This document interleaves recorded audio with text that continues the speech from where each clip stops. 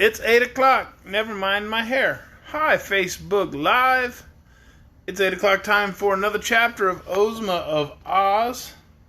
Tonight we are on is this chapter 7, I think? Holy cow. No, it's chapter 6. We are flying through this one. This one only has 21 chapters. We're almost a third of the way through the book already. How about that? Ozma of Oz, chapter 6. Tonight's chapter is called The Heads of Langwidere. Princess Langwidere is in this one. I got one Munchkin with me. Do you want to come say hi, Munchkin? The Munchkin is very tired. I allowed him to watch a movie in his bedroom last night, and apparently he just watched it over and over and never actually slept. So the Munchkin is incredibly tired today. He's been laying on the couch all day, and he is not getting up to come show himself. And that's okay, because it's time to read Chapter 6, The Heads of Langwidere from Ozma of Oz. Let's get started. They walked slowly down the path between the rocks, Tick-Tock going first, Dorothy following him, and the yellow hen trotting along last of all. At the foot of the path, the copper man leaned down and tossed aside with ease the rocks that encumbered the way. Then he turned to Dorothy and said, "Let me carry your dinner pail." She placed it in his right hand at once, and the copper fingers closed firmly over the stout handle. Then the little procession marched out upon the level sands. As soon as the three wheelers who were guarding the mound saw them, they began to shout their wild cries and rolled swiftly toward the little group, as if to capture them or bar their way. But when the foremost had approached near enough, Tick-Tock swung the tin dinner pail and struck the wheeler a sharp blow over its head with the queer weapon. Perhaps it did not hurt very much, but it made a great noise, and the wheeler uttered a howl and tumbled over upon its side. The next minute it scrambled to its wheels and rolled away as fast as it could go, screeching with fear at the same time. "I told you they were harmless," began Tick-Tock, but before he could say more, another wheeler was upon them. Crack went the dinner pail against its head, knocking its straw hat a dozen feet away. And that was enough for this wheeler also. It rolled away after the first one. And the third did not wait to be pounded with the pail, but joined its fellows as quickly as its wheels would whirl. The yellow hen gave a cackle of delight, and flying to a perch upon Tick-Tock's shoulder, she said, "Bravely done, my copper friend, and wisely thought of, too. Now we are free from those ugly creatures." But just then a large band of wheelers rolled from the forest, and relying upon their numbers to conquer, they advanced fiercely upon Tick-Tock. Dorothy grabbed Billina in her arms and held her tight, and the machine embraced the form of the little girl with his left arm. That's talking about Tick-Tock. I was confused for a moment. The better to protect her. Then the wheelers were upon them. Rattledy-bang, bang went the dinner pail in every direction, and it made so much clatter, bumping against the heads of the wheelers, that they were much more frightened than hurt, and fled in a great panic. All that is, except their leader. This wheeler had stumbled against another and fallen flat upon his back, and before he could get his wheels under him to rise again, Tick-Tock had fastened his copper fingers into the neck of the gorgeous jacket of his foe, and held him fast. "Tell your people to go away," commanded the machine.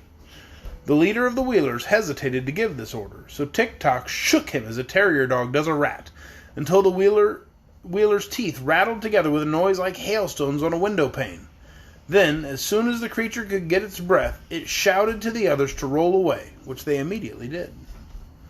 "Now," said Tick-Tock, "you shall come with us and tell me what I want to know." "You'll be sorry for treating me this way," whined the wheeler. "I'm a terribly fierce person." "As for that," answered Tick-Tock, "I am only a machine and cannot feel sorrow or joy no matter what happens, but you are wrong to think yourself terrible or fierce." "Why so?" asked the wheeler. "Because no one else thinks as you do. Your wheels make you helpless to injure anyone, for you have no fists and cannot scratch or even pull hair, nor have you any feet to kick with. All you can do is to yell and shout, and that does not hurt anyone at all." The wheeler burst into a flood of tears, to Dorothy's great surprise. "Now I and my people are ruined forever," he sobbed, "for you have discovered our secret. Being so helpless, our only hope is to make people afraid of us. by pretending we are very fierce and terrible, and writing in the sand warnings to beware the Wheelers. Until now we have frightened everyone, but since you've discovered our weakness, our enemies will fall upon us and make us very miserable and unhappy." "Oh, no!" exclaimed Dorothy, who was sorry to see this beautifully dressed Wheeler so miserable. "Tick-Tock will keep your secret, and so will Billina and I. Only you must promise not to try to frighten children any more if they come near to you." "I won't, indeed I won't," promised the Wheeler, ceasing to cry and becoming more cheerful. "I'm not really bad, you know, but we have to pretend to be terrible in order to prevent others from attacking us." "That is not exactly true," said Tick-Tock, starting to walk toward the path through the forest, and still holding fast to his prisoner, who rolled slowly along beside him. "You and your people are full of mischief and like to bother those who fear you, and you are often impudent and disagreeable too. But if you will try to cure those faults, I will not tell anyone how helpless you are." "I'll try, of course," replied the Wheeler eagerly. "And thank you, Mr. Tick-Tock, for your kindness." "I am only a machine," said Tick-Tock. "I cannot be kind any more than I can be sorry or glad. I can only do what I am wound up to do." "Well, are you wound up to keep my secret?" asked the Wheeler. "Yes, if you behave yourself. But tell me who rules the land of Ev now?" asked the machine. "Well, there is no ruler," was the answer. "Every member of the royal family is imprisoned by the Gnome King. But the Princess Langwidere, who is a niece of our late King Evoldo, lives in a part of the royal palace, takes as much money out of the royal treasury as she can spend. The Princess Langwidere is not exactly a ruler, you see, because she doesn't rule. But she is the nearest approach to a ruler we have at present." "I do not remember her," said Tick-Tock.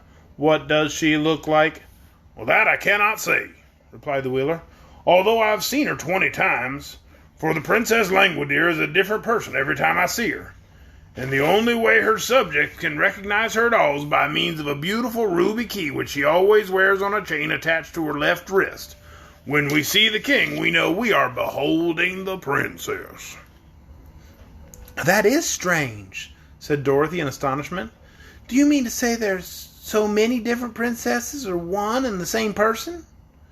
"Well, not exactly," answered the Wheeler. "There is, of course, but one princess, but she appears to us in many forms, which are all more or less beautiful." "She must be a witch!" exclaimed the girl.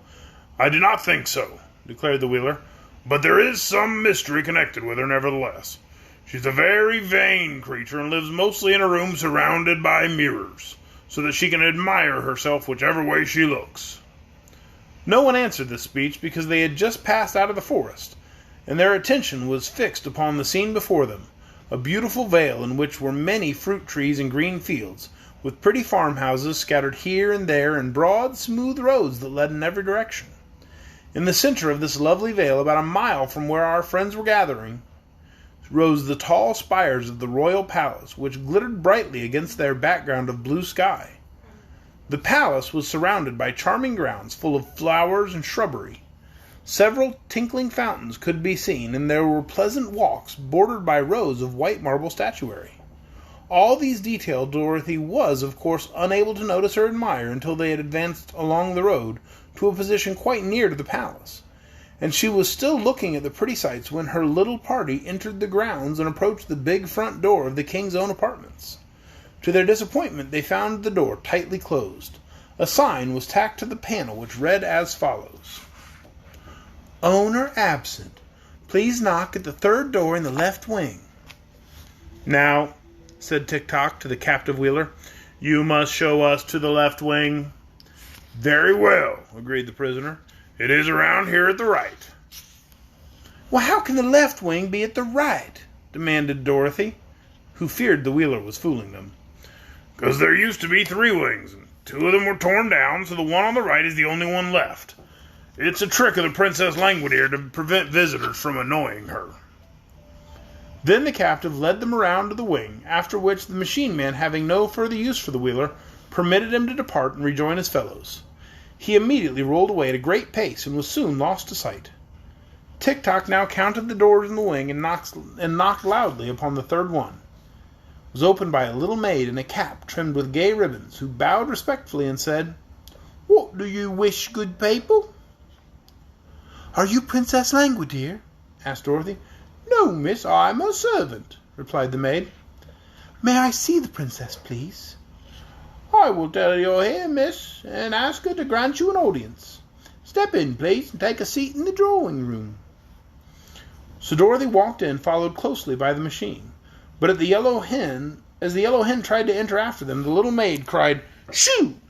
and flapped her apron in Billina's face. "Shoo yourself!"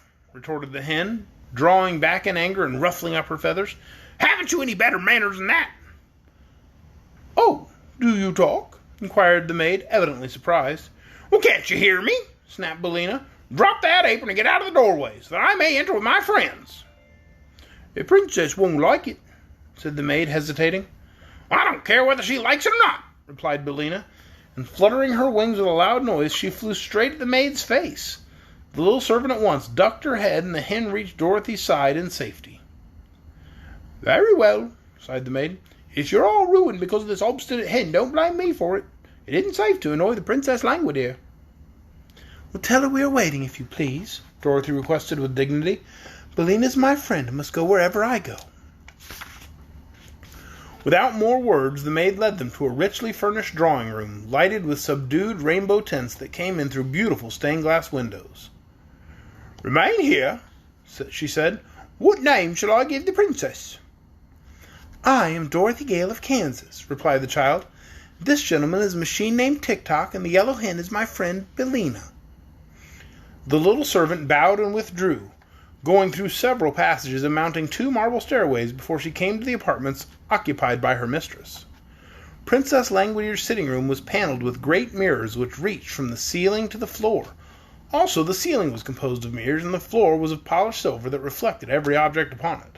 So when Langwidere sat in her easy-chair and played soft melodies on her mandolin, her form was mirrored hundreds of times in walls and ceiling and floor, and whichever way the lady turned her head she could see and admire her own features. This she loved to do, and just as the maid entered she was saying to herself, "The head with the auburn hair and hazel eyes is quite attractive. I must wear it more often than I have done of late, although it may not be the best of my collection." "You have company, your highness," announced the maid, bowing low. "Who is it?" asked Langwidere, yawning. "Dorothy Gale of Kansas, Mr. Tick-Tock, and Billina," answered the maid. "What a queer lot of names," murmured the princess, beginning to be a little interested. "What are they like? Is this Dorothy Gale of Kansas pretty?" "She might be called so," the maid replied. "And is Mr. Tick-Tock attractive?" continued the princess. "That I cannot say, your highness, but he seems very bright. Will your gracious highness see them?" "Oh, I may as well, Nanda, but I am tired admiring this head, and if my visitor has any claim to beauty, I must take care that she does not surpass me. So I will go to my cabinet and change to number 17, which I think is my best appearance, don't you?" "Oh, your number 17 is exceedingly beautiful," answered Nanda, with another bow.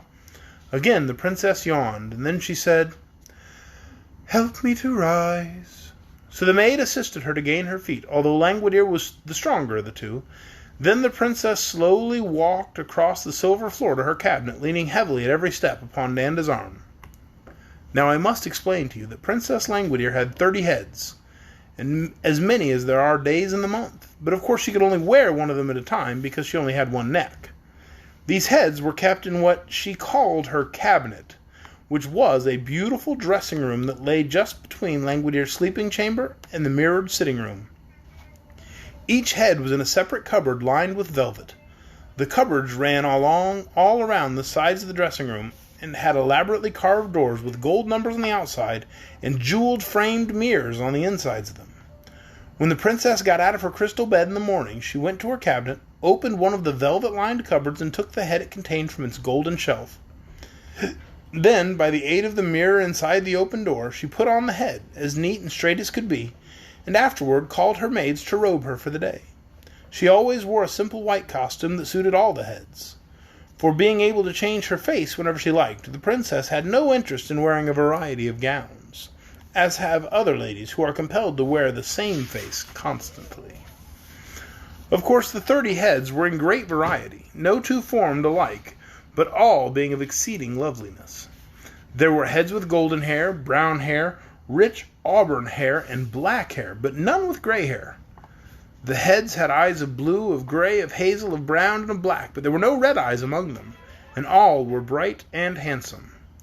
The noses were Grecian, Roman, Retruse, and Oriental, representing all types of beauty, and the mouths were of assorted sizes and shapes, displaying pearly teeth when the heads smiled.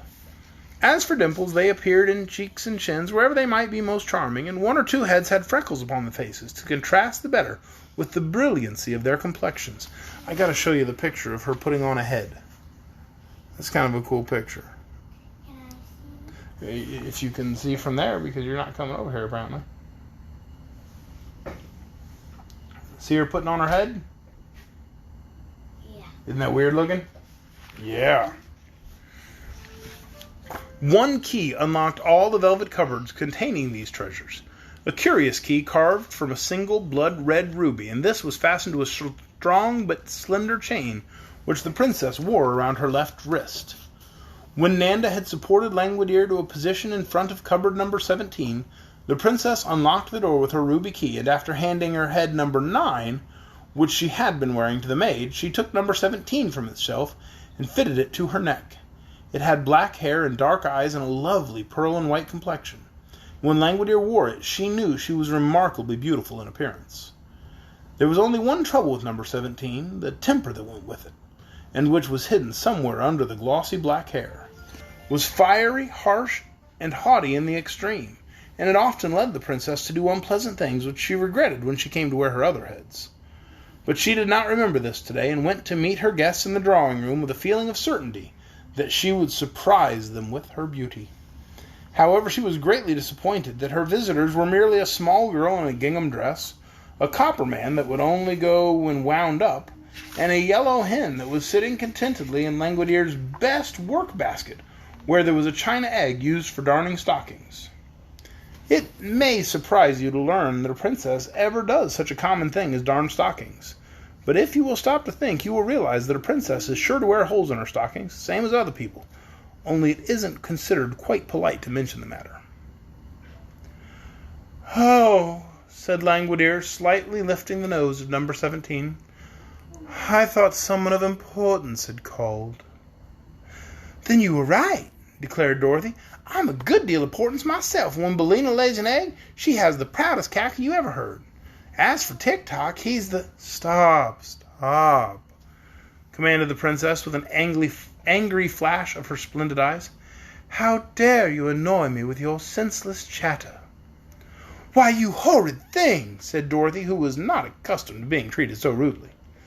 The princess looked at her more closely. "Tell me," she resumed, "are you of royal blood?" "Better than that, ma'am," said Dorothy. "I came from Kansas." "Huh," said the princess scornfully. "You are a foolish child, and I cannot allow you to annoy me. Run away, you little goose, and bother someone else." Dorothy was so indignant that for a moment she could find no words to reply, but she rose from her chair and was about to leave the room when the princess, who had been scanning the girl's face, stopped her by saying more gently, "Come nearer to me." Dorothy obeyed without a thought of fear, and stood before the princess while Langwidere examined her face with careful attention. "You are rather attractive," said the lady presently. "Not at all beautiful, you understand, but you have a certain style of prettiness that is different from any of my 30 heads. So I believe I'll take your head and give you number 26 for it." "Well, I believe you won't," exclaimed Dorothy. "It will do you no good to refuse," continued the princess, "for I need your head for my collection. In the land of Ev, my will is the law. I've never cared much for 26, and you will find that it is very little worn. Besides, it will do you just as well as the one you're wearing for all practical purposes." "I don't know anything about your 26, and I don't want to," said Dorothy firmly. "I'm not used to taking cast-off things, and I'll just keep my own head." "You refuse?" cried the princess with a frown. "Course I do," was the reply. "Then," said Langwidere, "I shall lock you up in a tower until you decide to obey me. Nanda," turning to her maid, "call my army." Nanda rang a silver bell, and at once a big fat colonel in a bright red uniform entered the room, followed by 10 lean soldiers, who all looked sad and discouraged, and saluted the princess in a very melancholy fashion. "Carry that girl to the North Tower and lock her up," cried the princess, pointing to Dorothy. "To hear is to obey," answered the big red colonel, and caught the child by her arm. But at that moment Tik-Tok raised his dinner pail and pounded it so forcibly against the colonel's head that the big officer sat down upon the floor with a sudden bump, looking both dazed and very much astonished. "Help!" he shouted, and the 10 lean soldiers sprang to assist their leader. There was great excitement for the next few moments, and Tik-Tok had knocked down 7 of the army, who were sprawling in every direction upon the carpet, when suddenly the machine paused, with the dinner pail raised for another blow, and remained perfectly motionless. "My action has run down," he called to Dorothy. "Wind me up, quick." She tried to obey, but the big colonel had by this time managed to get upon his feet again, so he grabbed fast hold of the girl, and she was helpless to escape. "This is too bad," said the machine. "I ought to have run 6 hours longer at least, but I suppose my long walk and my fight with the Wheelers made me run down faster than usual." "Well, can't be helped," said Dorothy with a sigh. "Will you exchange heads with me?" demanded the princess. "No, indeed." "Lock her up," said Langwidere to her soldiers, and they led Dorothy to a high tower at the north of the palace, and locked her securely within. The soldiers afterward tried to lift Tik-Tok, but they found the machine was so solid and heavy that they could not stir it, so they left him standing in the center of the drawing room. "People will think I have a new statue," said Langwidere, "so it won't matter in the least, and Nanda can keep him well polished." "What shall we do with the hen?" asked the colonel, who had just discovered Billina in the work-basket. "Put her in the chicken house," answered the princess. "Someday I'll have her fried up for breakfast." She looks rather tough, your highness," said Nanda. "That's base slander," cried Billina, struggling frantically in the colonel's arms. "But the breed of chickens I come from is said to be poison to all princesses." "Then," remarked Langwidere, "I will not fry the hen, but keep her to lay eggs, and if she doesn't do her duty, I'll have her drowned in the horse trough." And that is the end of a very long Chapter 6, The Heads of Princess Langwidere. Tomorrow night, Chapter 7, right here on Facebook Live. It's called Ozma of Oz to the Rescue. We might finally see the title character in this book. Who knows? Thanks, everybody. We'll see you again tomorrow night. Good night.